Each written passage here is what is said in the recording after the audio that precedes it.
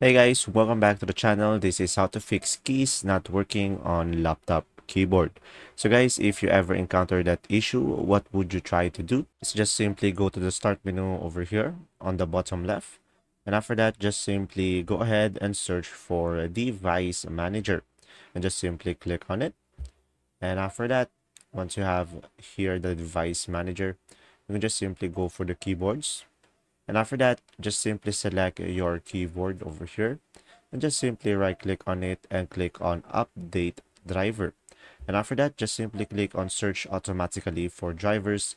And when it has an update, you should be able to update it and you should be able to fix the issue. So guys, another option that you have is just simply go to the start menu over here and just simply search for troubleshoot settings and just simply click on over here, troubleshoot settings. And now from here, just simply go ahead and go for additional troubleshooters over here. And after that, just simply scroll down and you should be able to see here your keyboard. And as you can see, it will find and fix problems with your computer keyboard. So just simply click on run the troubleshooter. And after that, it will detect some issue. And if it has, it will fix it for you.